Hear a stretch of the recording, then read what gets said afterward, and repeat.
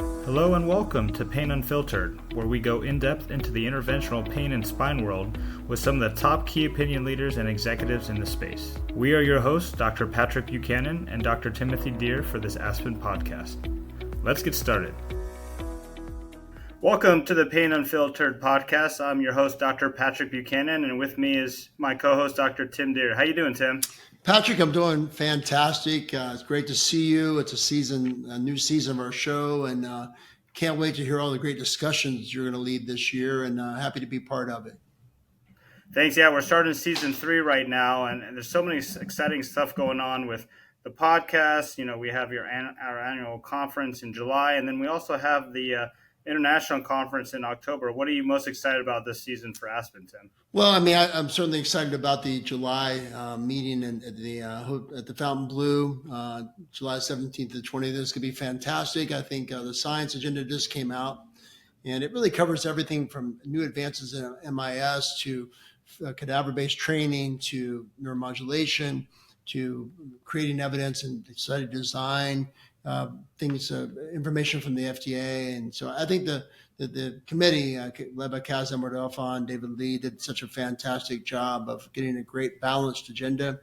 And so I think the science has never been better. And of course, the networking is always great at the Fontainebleau in Miami with all of our, both our physician, our APPs, and our collaborative industry partners. So I'm excited about that. I just got back from London. I did a site visit in London for ISPN, which will be October, I think 8th through the 10th in London.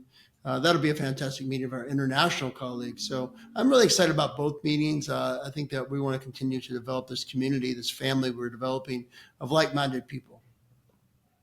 Yeah, I'm looking forward to both meetings as well. You know, interventional pain is such a fluid field with stuff going on every single week, it seems like. So that transitioned into our topic for today, which is the current state of sacroiliac joint fusion. I feel like every meeting there's a new policy change, new payer information, coding and billing. So I've gotten a lot of, texts or messages from our colleagues about, what's going on with the whole sacroiliac joint fusion space. So who better to talk about this than one of the experts here, Dr. Doug Beall, for this topic. So thanks for joining us, Doug. Patrick, great to be with you, and I'm happy to discuss this somewhat of a soap opera. It's as the SI joint turns, so it's seemingly something new every time we meet, and there's a lot of innuendo, rumor, and et cetera out there. So this is something that's near and dear to almost all of us. Thanks, Doug, for joining us. So why don't you just give a brief background of your training and just your conflicts of interest real quick? Sure. At the outset, I have a conflict of interest with almost every single SI joint manufacturer. I've used a lot of different equipment, SI Bone, Genesis Corner Lock, Omnia. It just suffices to say that I'm probably conflicted across the board. And I just would like to throw it out there, get that out in the open at the outset. And my background is as a radiologist. So, I started off diagnostic radiology and then started a fellowship in interventional radiology. Then I was taken out and put in the military where we did a lot of orthopedic stuff. And then I went back and did a fellowship in musculoskeletal orthopedic radiology. And then I went back to Wilford Hall and spent most of my time in the Department of Orthopedics there, but also in radiology and did interventional radiology stuff. So it's kind of an amalgam.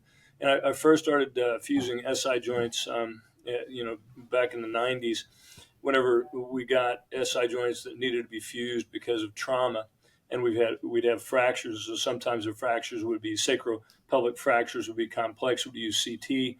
And the tradition, we'd put 7mm partially threaded screws across the joint and then wait for it to back out later on. And then when we had the fully threaded screws, boy, that was something, fully threaded screws.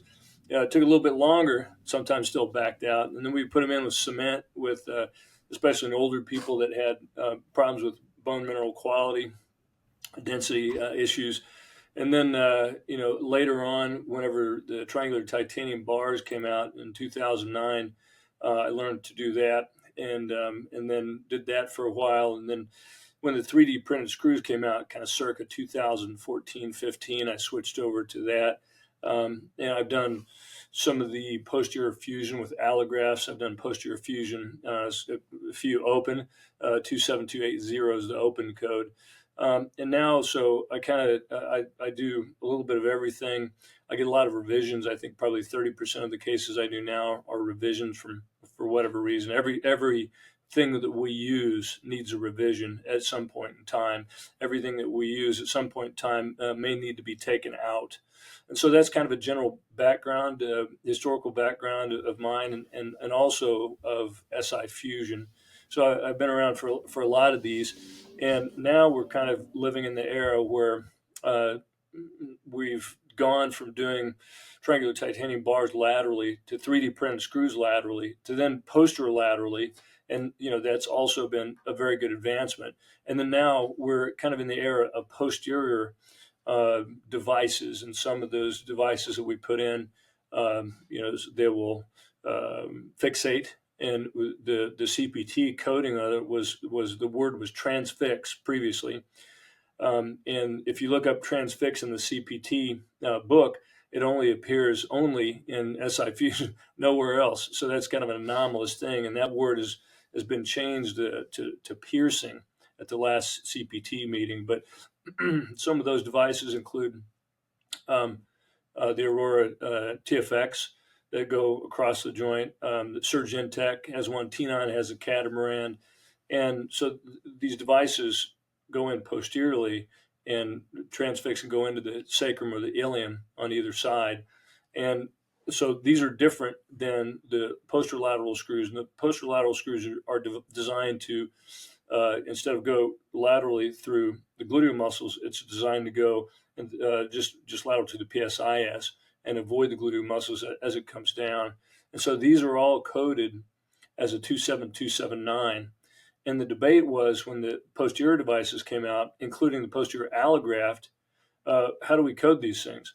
And so the posterior allograft was originally the first one that people started doing in earnest. And this started, about all the way back to 2012, although the 2012 they were doing fibular grafts stuck into the SI joint. So I don't really count that too much. But about 2015, we started doing cortical-based allografts and wedged into the posterior portion of the joint, extra-articular recess, and sometimes into the joint itself, giving a distraction arthrodesis. And so this is a different type of deal. It doesn't pierce or transfix or whatever made-up verb we want to use. It's a distraction arthrodesis. That's not new either. I mean, if you go back to the Nadia screw, which is a 27280. It's a big screw, big diameter screw placed in the extra-articular recess. That's basically what it does. And you fill it full of bone graft, and a lot of people like to put BMP in there.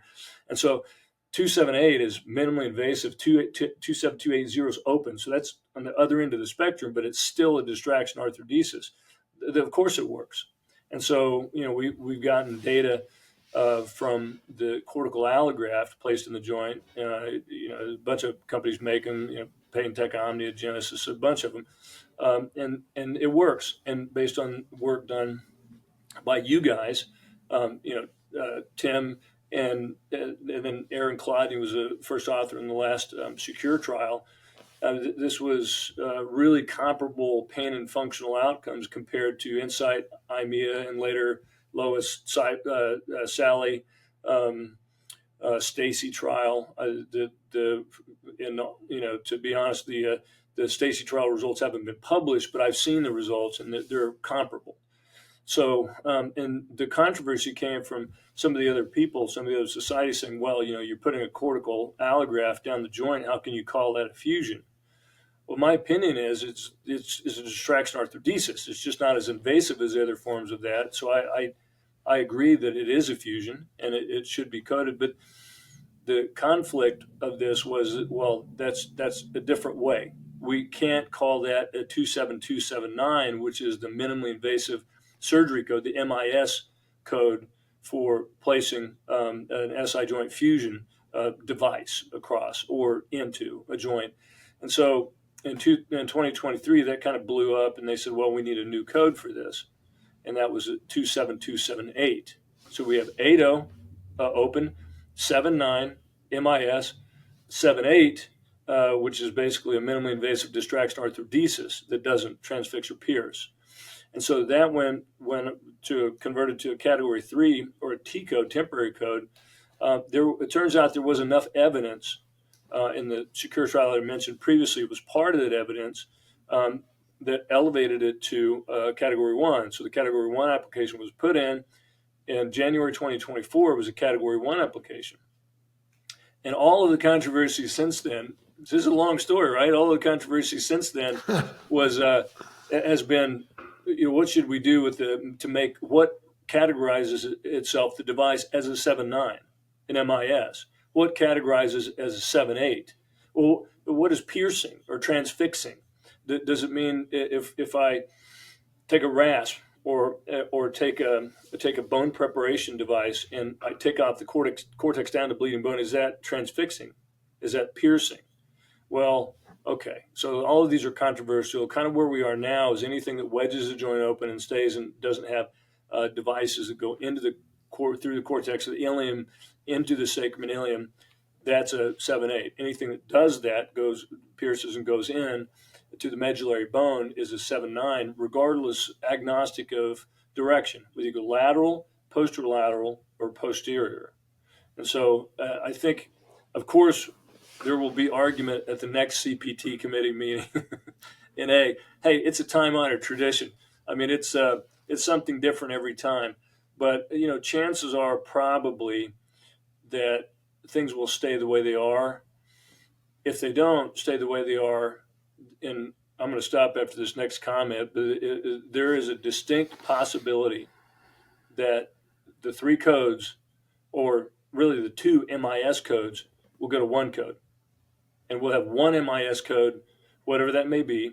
So we'll have an 8.0 open, and we'll have an MIS code, and that's it. And I think everybody's got fatigue with this thing that comes through. It's not deal fatigue, because there's no deal here, but it's process fatigue.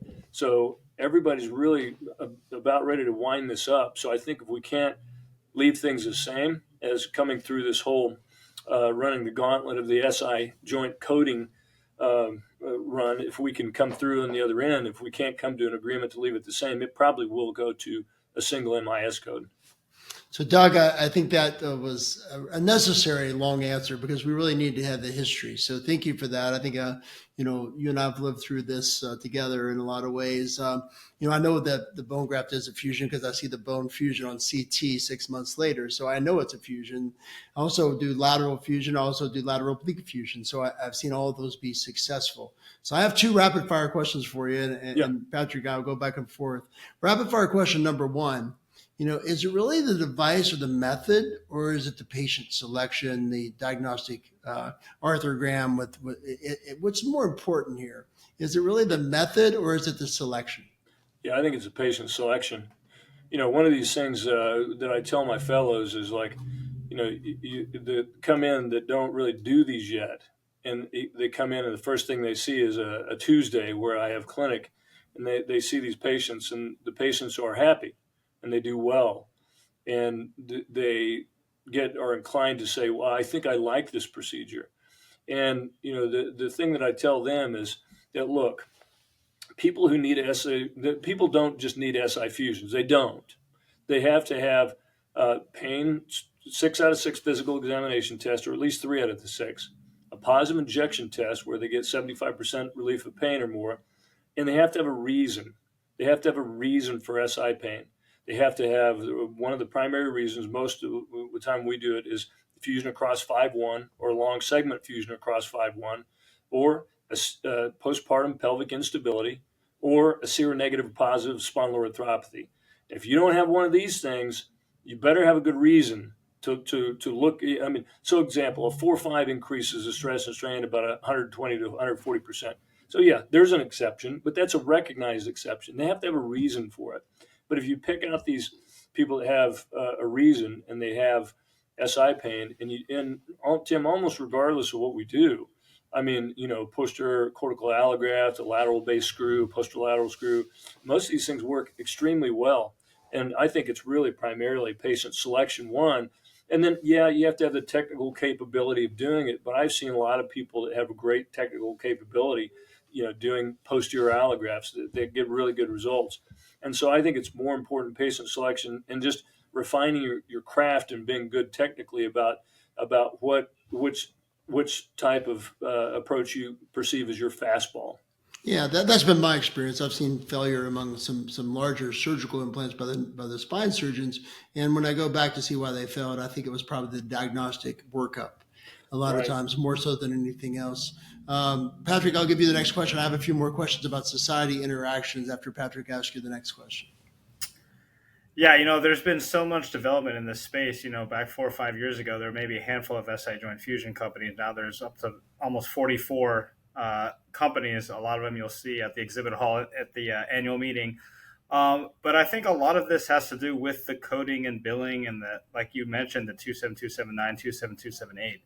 So can you just give a general overall view of why these meetings, these AMA meetings, the CMS meetings are so critical and how they affect, the payers and Radian and Palmetto? Just a general overview for our, listeners that don't really may not understand, including me, the full, scope of this. Yeah. So the AMA has the CPT, current procedural technology code, and the CPT code is something that has a description to it. It is something that either the device meets the description or it doesn't. And a lot of device makers, after a bit, tend to make their device so where they meet the description of a certain code. And so I think to use that as an example of something not to do, I think you make your device for the purpose of accomplishing the goal of SI fusion, whatever that may be. And back in the 90s, we used to think it was a 7 millimeter partially threaded screw, and that didn't do so hot. I mean, it didn't stay in place very long. And then we do different things, but I think that we maybe a plasma sprayed kind of implant that you would put in that doesn't have threads on it.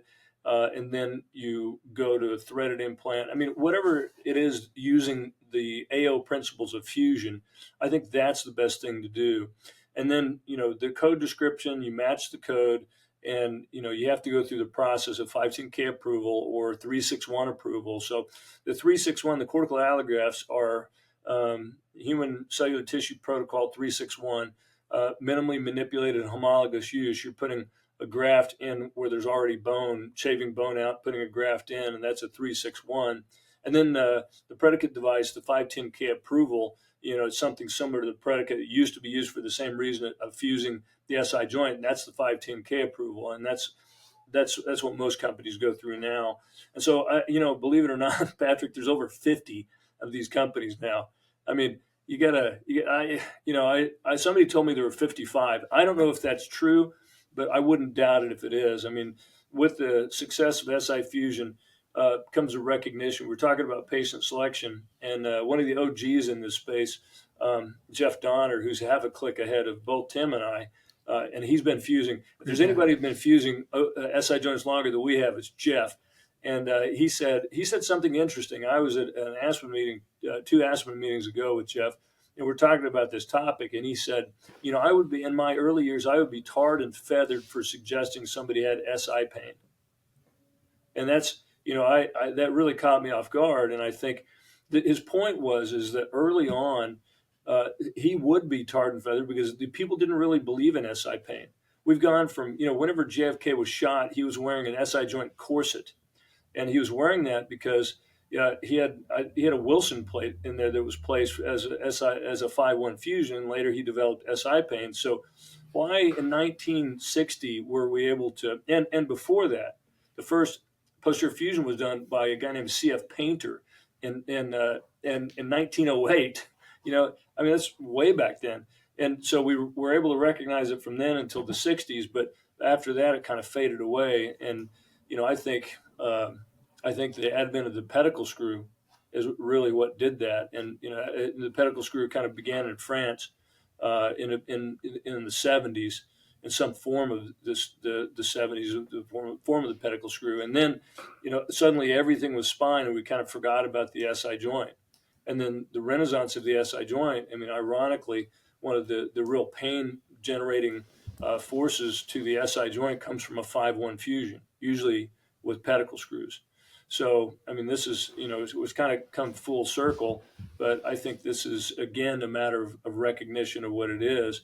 And, this is we've gone from 30 years ago not really recognizing this to recognizing it, and now we've gone to making devices specifically designed for SI fusion. And this is something. There's a lot of different ways to do this, but what we really are short of is data supporting this. And that's, if we were really to name an area of focus, we would need more data for this, for sure.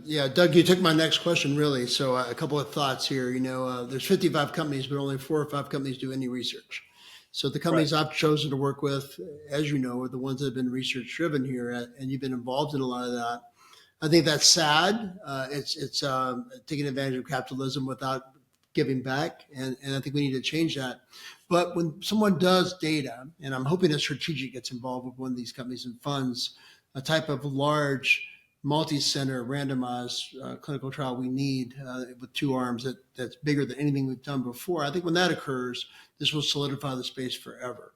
But I'm going to use that comment to ask another comment of you, and that is, when these codes have been under fire, I found when interventional spine pain physicians, and certainly we're glad to welcome you to our board of directors in July at Aspen. So thank you for accepting the nomination. But when the interventional spine people and the radiologists get together, I think that's been very powerful. I think, the part we've missed sometimes is the surgeons, but what we're seeing is the more progressive younger surgeons have moved this direction as well, and they've become great colleagues. And at Aspen, I think you'll see 25 or 30 spine surgeons on the panels who are very collaborative. What's it going to take to unify the space around SI joint fusion? And what's your recommendations next steps we need to take to make it more collaborative? I think the next 3 steps we need to take are more data, more data, more data. It's hard to really argue. We went from a Category 3 code in 2023, a temporary code, to poof, it's a Category 1 code in 24. And we did that because when we looked at all the data, we had about, I had 22 papers on my list of data that we submitted, and we had, the lowest. We had the highest level of evidence being a level 2B trial, and we didn't have any level 1 evidence. But for a predicate device for a Category 1 code, you don't need level 1 data. I think a level 1 data would be nice. Level 1 data becomes harder to gain, harder to do, because you guys know this very well. And if you have a proven treatment, say, we're gonna take your SI pain and we're gonna knock 45 to 48 points off the VAS, and improve your oswestry by 25 to 29, a category almost in a half. Or we can just do some stuff that we know doesn't work, which is non-surgical management, SI belt. You would probably have to include things like SI rhizotomy, neurotomy, in order to get people to go into the other arm, because randomized control trials are tough now, because we have a lot of data that says it works pretty well, but we don't have complete data in terms of randomized control trials. And Tim, you're exactly right. I mean, we've got companies, some companies just doing all the data, and the rest of them taking the ride on that data. And I tell for the companies that do take a ride on that data, don't produce the data, you've got a grace period, and we don't know what that means. I don't know that you even have a grace period, but you do. Everybody kind of, here's a new device. It's based on a predicate device, seems to work. Yeah, we'll use it for a while because it has new advantages, and it seems to be a better mousetrap. But after a while, you have to have something more than just goodwill and faith that this thing is going to work. I mean, you need some data. Just like Deming says, in God we trust, everybody else needs data. So we have to have something to do this on your own mother, provided you like your mother, you need something to back it up after a while. And after a while, that grace period goes away, and then we need something else. I think, for the SI joint fusion space and to bring everybody together, I think the best thing is, and I don't know, you're probably not going to like my answer, but I think new people. I think young people. I agree. But I have this slide at the end of some of my talks, especially the more controversial ones. It's by Max Planck, the famous physicist. And Max Planck says basically, he says people don't change their mind. Science evolves, and eventually it will continue, and then it finally changes. Science changes one funeral at a time. So I No, don't mean to imply. yeah, I totally agree with you. I think, Yeah, that new fresh faces, and Patrick's a great example. Patrick wrote some great papers on SI joint disease. And I think that's that new young energy, and people really see things more objectively. Patrick, yeah. you want to People add? don't need to die. Let me make that clear. I'm not what I'm suggesting. I'm suggesting we get some of the old guys out and some of the new guys in, and maybe it can change that way. So I think on the headline of this podcast is going to say, Doug recommended surgeons who are against us die. Right. Yeah. And I don't think that's what you said. So I'm just right now clarifying, Dr. Beall has not recommended any surgeons die. No Correct. surgeons were harmed in the making of this podcast. Patrick, what's your thoughts? Thanks for that clarity. No, I appreciate it. Just to follow back on, to play devil's advocate, you mentioned the 278 code and getting the category 1 code for that based on the data that some of these companies like and Tim and I supplied. But now some of the payers in some of the regions aren't paying for that, right? So Right. how do you encourage societies and physicians and industry to deliver the data, get a code for it, and then have payers come back and decide we're not going to pay for that? How does all that work? And each one of the 7 Medicare MACs are independent, but they should at least have some type of coalescence around policy and payment policy and everything else. And right, there are 3 MACs that have come out with LCDs that say local coverage determinations that say that they will not pay for the 7/8 code. And that is, I think, it needs to be more homogeneous than that. And I think that's very unfortunate. So to have something that goes from a category 3, we submit enough data to make it a category 1 code without question, and then within a few months later, time span later, you turn around and say, "Oh, we're not going to pay that anymore." We're yeah, okay. We know it's a category 1 and it passed enough muster to qualify for a category 1, but we're not going to pay for it. So to me, that makes no sense at all. And I think the discussion needs to be had with the MACs to say, what do you need? What do you actually need? And here, by the way, here's the rest of the 17 articles that we didn't submit back in 2023 as evidence to support posterior fusion, 7/8. And oh, by the way, here's a new meta-analysis of some of the more recent papers. And did you see these 2 papers that just came out recently? And so I think it would be fruitful to have a discussion about this rather than just kind of an arbitrary, oh, we're not going to pay, based on my non-randomized, non-placebo controlled study of my own opinion, we're not going to pay for this. And I think it's unacceptable to kind of have that policy gap there. And at the very least, it deserves a discussion, a debate, a demonstration of evidence, new and old, that we didn't submit previously to justify. Because I think if you lay it all out there, you would have to say, and the talk track often when you talk to patients is like, here's a posterior approach. This is something that's relatively recent. The data says it's comparable and it's less invasive. We can do it without a hospital stay. We can do it under moderate sedation. We don't have to do general anesthesia. Incision is small. I mean, that's pretty compelling. And as I say that, I would say, yes, that makes sense.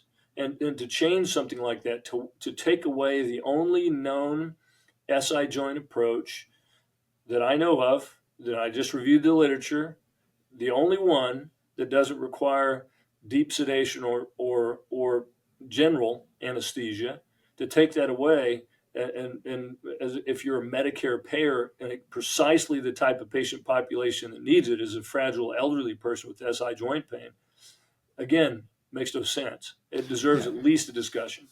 Again, I think it's a great conversation. I have a couple of thoughts on that, and I want to give an example. So, I think Medicare Advantage plans should have to cover what Medicare approves, right? That's what the federal law states, I believe, but they Yeah. don't. They lie. They tell patients that it's experimental. They tell patients, about anything we do that's got level one code. So I do think that there would be some federal action on that.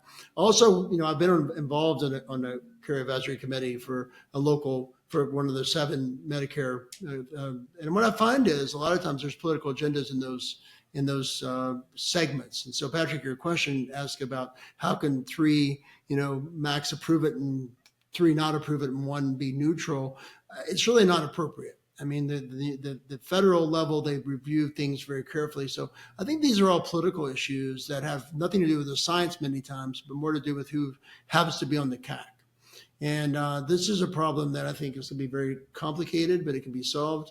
But we may need Health and Human Services and some of those other folks at the federal level to step in and change some of this ability to just not pay for something with good evidence. And it's really the patients who may have to be advocating. I had a patient with severe osteopenia the other day who really wanted the posterior allograft. And her insurance says, no, she has to have 3 triangular screws. Well, of course, the surgeon saw her and said he didn't want to do 3 triangular screws. I don't do the 3 triangular screws. I do 1 lateral screw or 2 lateral oblique screws, right? So, but they were only going to pay for 3 triangular screws, and she was a terrible candidate for that. So it's just a good example how a patient gets caught in this situation where they can't get treated. And I think that's really horribly unfair. So either one of you have any solutions to fixing that? Probably not, but I'm going to give you a chance to think of a few. Well, so here's the scenario I was talking earlier about. So 3 triangular screws, triangular bars, are the only thing that really has a randomized control trial data on it. So does that mean that we should have to have randomized control trial data to be able to use something? Well, no. I mean, we don't have to have a new RCT and a Category 3 code. We can get it 510K approved because it has enough of a predicate with the previous device to make it 510K approved, so you can get it FDA approved to use. And then, the reason why we don't want to use triangular titanium bars in little old lady is because it's more invasive. I mean, I still do triangular bars, and I don't want to do those in people just like the one you mentioned, Tim. And we count on comparable data and evidence, and it's hard to do a randomized control trial whenever you commit people to the Insight and IMEA trials, the conservative treatment arms that we have been proven from those randomized control trials that it doesn't work that well. I mean, we've known this for years, and then we have randomized control trials said, yep, doesn't work that well. And so, but we want you guys to do another randomized control trial. I mean, listen, do not worship at the altar of the RCT. And I know you guys are the choir, but I really don't like that. I think we need more post-market clinical follow-up trials, more registries, more real-world data. What's wrong with the multi-center single-arm control trial? I mean, I think these are things that we need to, and people need to pay attention to these things because you can RCT yourself out of existence by taking a specific patient, treated a specific way at a specific time by a specific group of people, and then you release it out in the real world, and hey, lo and behold, it doesn't work that well. So I think that RCT razor cuts both ways. Yeah, I just want to add something to that, and you alluded to this a little bit before, Doug, but just having all of these procedures under one code, kind of what OB-GYN does, a lot of the other subspecialties have this, and leave it to the discretion of the physician and their patient on what the best way to do for their patient is, not lead it up to an arbitrary person to say, oh, everyone gets this one thing. So if there's a conversation we can have to try to get it and leave it to the discretion of the physicians, I think Patrick, that's a good point. So as I mentioned the single code earlier, I have to tell you that I'm not opposed to a single code. I mean, I think that's not a bad idea. So why do we have to have one code if it goes this direction, one code if it goes this direction? I mean, I don't know that you leave it up to the discretion of the treating physician.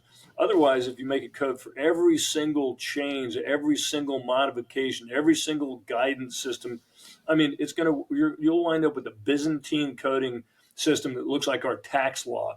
and will be totally unusable. So I'm kind of a lumper, not a splitter. And I think that's not a bad idea. Yeah, so we'll see what's happening. We'll wrap this up with our closing thoughts, but I just want to thank you again, Doug, for coming on. I just want to give you the last question, the last word of where do you think this is all heading to in the future? So I think after May, we're going to come out with either 3 codes or 1 code. And I would have to say, my message for everybody listening is don't worry, this will be okay. I think 1 code is fine. I really do. And if it comes down to it, if we can't stop arguing in the CPT committee meetings between specialties, this will come down to 1 code.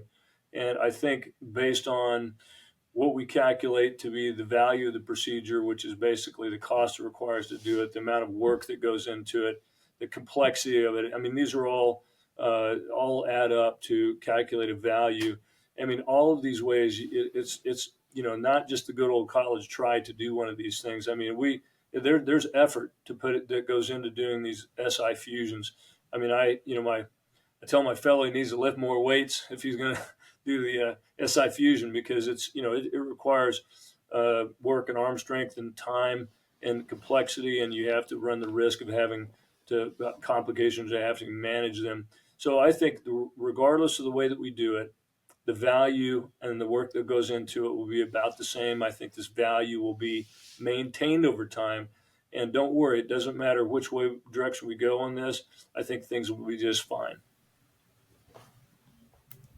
Tim, let's give you your final thoughts, and then we'll wrap No, it no, up. I think having Doug on here to talk about this is fantastic. And, Doug and I, we certainly have talked about this sometimes late at night on calls that are complicated to try to maintain patient access. And I think that a good example of Aspen and the Interventional Radiology Societies coming together to advocate for patients has been very, very a great example. And it's sometimes sad that pain societies can't come together very well most of the time. But I think if we can't get pain societies together, we have to get cross specialty societies together. And I think that may be even more valuable because we all have, different views. And if we can come together, usually the patient wins in that view. So, Doug, it's been a great pleasure having you here this evening. And I hope the listeners of this podcast take some time to follow up, and we'll have more discussion, and join us in July in Miami. And I know you'll be there and talking more about this. So, Patrick, you want to close it? Yeah, thank you again, Doug, for coming on. This is such a huge topic now, especially with all the coding changes. But, I think there's multiple ways to fuse a joint. I think, it's very independent of the patient, that discussion with the physician. I agree. We need more data on this. This is not perfect yet. And hopefully we can come to a conclusion and which will allow the physicians to use their discretion in doing this. So And we'll for hear the more about. process of just one final comment, kind of for Aspen, in under the theme of collaboration. And I agree with you, Tim. I think we need to have different specialties collaborate. And I'm glad to see and hear that the radiology societies are collaborating. I think it's a benefit. On the other hand, I mean, I have more in common with you guys than I have most of my interventional radiology colleagues that tend to branch out into different types of specialties. So I think that collaboration kind of comes around natively, and I think it's a good, healthy collaboration. And Aspen is a place for everybody to come and collaborate there and have a good time while doing it. Absolutely. Appreciate you, Doug, you, Tim, on your leadership on all this and trying to move this space forward. Um, just a final note, if anyone wants to sponsor the season and get on and talk about, the latest stuff in the pain interventional space, either go to our Aspen website on the podcast and send an email to us, or you can contact Tim or I directly. So that wraps up episode 1, season 3 of the Pain Unfilled podcast. Thank you all for joining us.